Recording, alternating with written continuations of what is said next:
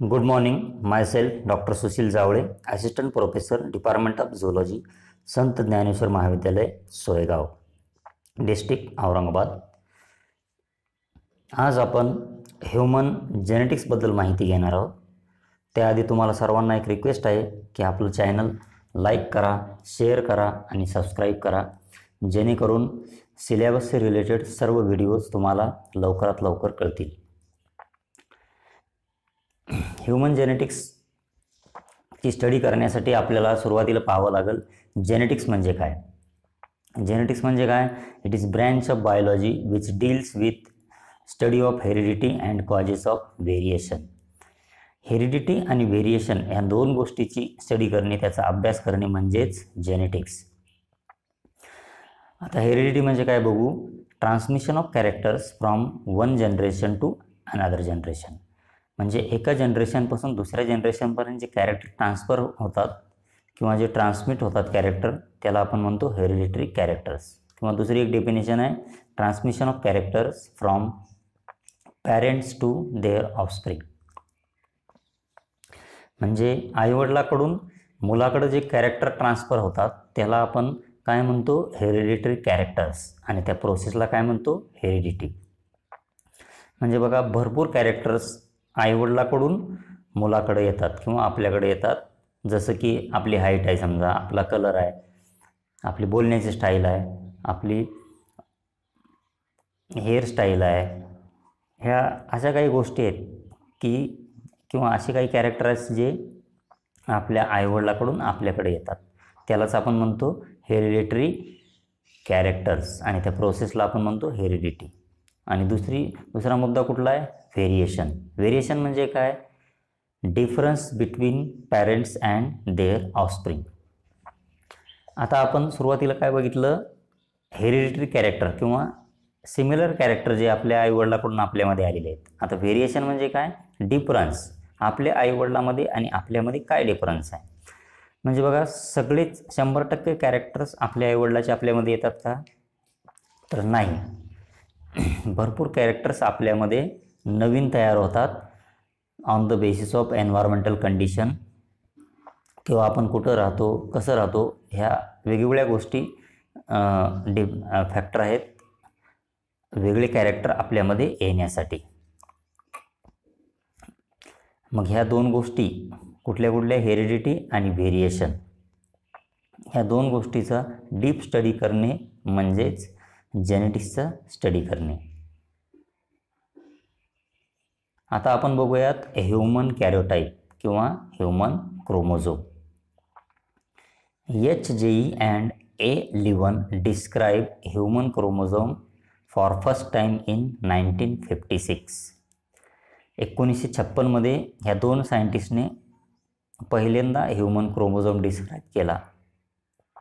त्यांनी त्याची माहिती सांगितलेली आहे. It is a single piece of coiled DNA containing many genes, regulatory elements and nucleotide sequences. म्हणजे त्यामध्ये काय काय होतं?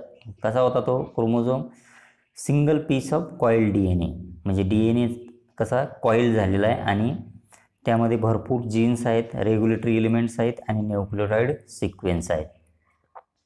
The word chromosome come from Greek word. Chroma means colour and soma means body. आपल्या बॉडीमध्ये किती क्रोमोझोम आहेत? Human chromosome 46 chromosome आपल्या बॉडीमध्ये प्रेझेंट आहेत. त्याचं डिव्हिजन कसं होतं आहे? 22 pair of autosome and 1 pair of sex chromosome. म्हणजे 22 पेअर जे आहेत आपल्या बॉडीमध्ये त्या ॲटोझोमचे आहेत. 22 पेअर म्हणजे 44 क्रोमोझोम आणि एक पेअर कुठली आहे? सेक्स क्रोमोझोमची. म्हणजे एक पेअरमध्ये 2 क्रोमोझोम. असे टोटल 46 क्रोमोझोम आपल्या बॉडीमध्ये किंवा आपल्या बॉडीतल्या प्रत्येक सेलमध्ये प्रेझेंट आहेत. On the basis of morphology arranged and number according to the chromosome size and position of centromere into 7 groups. मग आपल्या बॉडीमध्ये जे 46 क्रोमोझोम आहेत ते 7 ग्रुपमध्ये डिवाईड होतात. कशाच्या बेसिसवर? मॉर्फॉलॉजी, त्याच्यानंतर क्रोमोझोमची साईज आणि पोझिशन ऑफ सेंट्रोमेअर ह्या गोष्टीवर 7 ग्रुपमध्ये त्याचं डिव्हिजन होतं आहे. आणि the sex chromosome are X and Y chromosome which determine the gender of offspring. X आणि वाय क्रोमोझोम हे ह्युमनमध्ये सेक्स क्रोमोझोम आहेत, जे की ऑफस्प्रिंगचा जेंडर डिटरमाइन करतात. आता बघा, हे 7 ग्रुप जे आहेत ह्युमन क्रोमोझोमचे ते दिलेले आहेत. पहिला ग्रुप आहे ग्रुप ए, त्यामध्ये पहिला, दुसरा आणि तिसरा क्रोमोझोम आहेत. त्याची माहिती बघा, ते कसे आहेत, लार्ज आहेत. त्यानंतर मेटासेंट्रिक आहेत. मेटासेंट्रिक, आता बघा तुम्हाला एक गोष्ट सांगतो, मेटासेंट्रिक, ॲक्रोसेंट्रिक, टिलोसेंट्रिक, सब मेटासेंट्रिक हे सेंट्रोमेअरच्या पोझिशननुसार क्रोमोझोमचं डिव्हिजन केलेलं आहे. तर क्रोमोझोमचा जो सेंट्रोमेअर आहे तो जर एक्झॅक्ट सेंटरमध्ये असेल आणि त्या क्रोमोझोमचे 2 इक्वल पार्ट होत असतील तर त्याला आपण म्हणतो मेटासेंट्रिक क्रोमोझोम. त्यानंतर सब मेटासेंट्रिक जो आहे त्याचा सेंट्रोमेअर थोडा सेंटरपासून थोडा दूर असतो, ज्याच्यामुळं क्रोमोझोमचे 2 पार्ट जे होतात ते एक थोडा मोठा होतो आणि दुसरा एक थोडा छोटा होतो. त्यानंतर आहे टिलोसेंट्रिक. टिलोसेंट्रिकचा सेंट्रोमेअर जो आहे तो क्रोमोझोमच्या एकदम शेवटच्या टोकाला असतो, ज्यामुळं क्रोमोझोमचा फक्त एकच आर्म तयार होतो. आणि ॲक्रोसेंट्रिक जो आहे तो टेलोसेंट्रिकपेक्षा, म्हणजे टिलोसेंट्रिक कसा आहे एकदम टोकाला असतो, ॲक्रोसेंट्रिकमध्ये थोडासा मध्ये असतो, ज्यामुळं क्रोमोझोमचे 2 पार्ट होतात, पण एक एकदम छोटा आणि दुसरा एकदम मोठा. तर हे सेंट्रोमेअरच्या पोझिशननुसार क्रोमोझोमचं डिव्हिजन केलं जातं. तर पहिला जो ग्रुप आहे ग्रुप ए, त्यामध्ये लार्ज आहेत क्रोमोझोम आणि मेटासेंट्रिक आहेत, म्हणजे त्यांचा सेंट्रोमेअर कसा आहे, सेंटरमध्ये आहे, ज्यामुळं क्रोमोझोमचे किंवा क्रोमोझोमच्या आर्मचे 2 इक्वल पार्टमध्ये डिव्हिजन होतं आहे.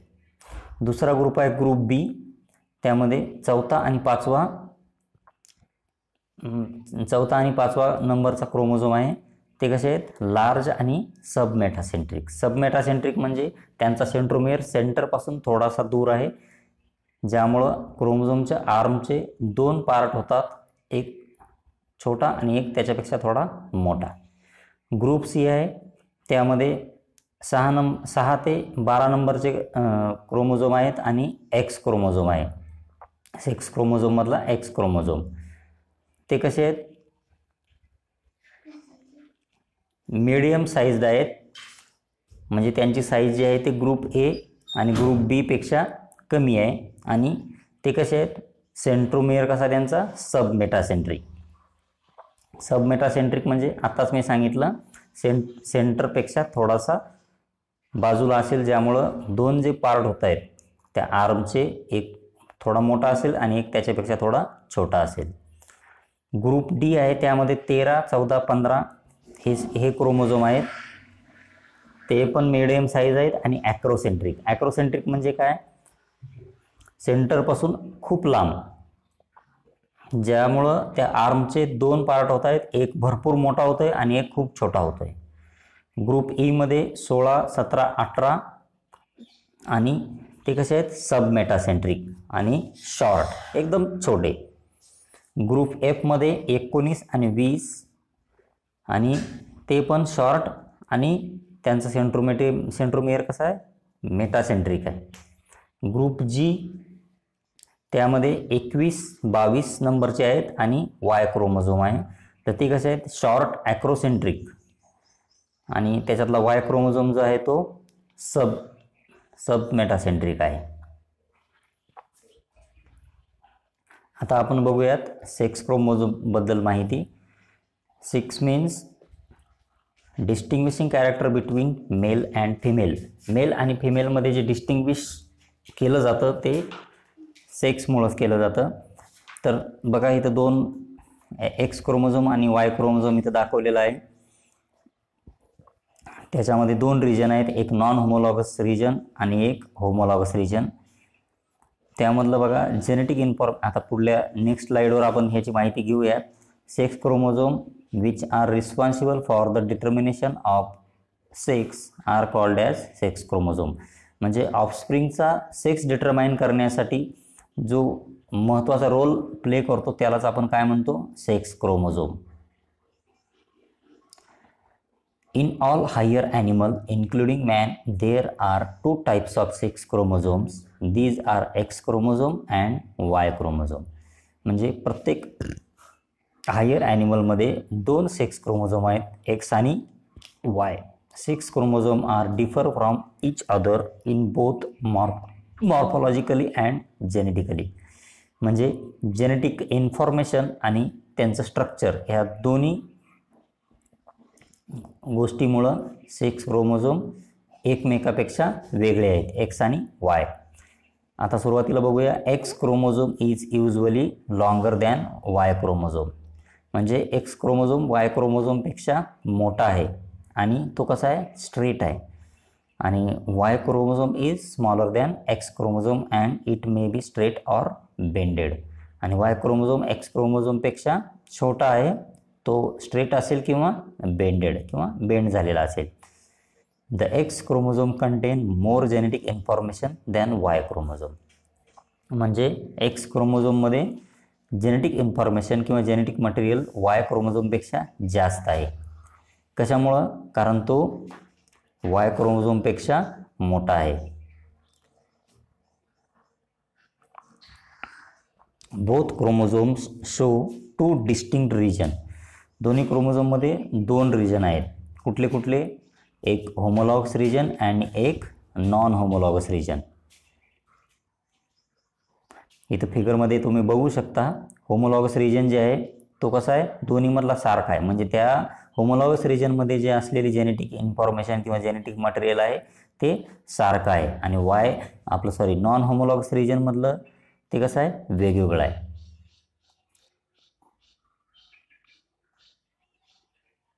The homologous region possess identical similar gene loci and non-homologous region possess dissimilar gene loci. म्हणजे होमोलॉगस रिजनमध्ये जेनेटिक इन्फॉर्मेशन जेनेटिक मटेरियल कसं आहे, सारखं आहे आणि नॉन होमोलॉगसमध्ये वेगवेगळं आहे. थँक्यू. जर तुम्हाला काही प्रश्न असतील तर कमेंटमध्ये बिलकुल जरूर शेअर करा, त्याचं उत्तर देण्याचा मी नक्की प्रयत्न करेन.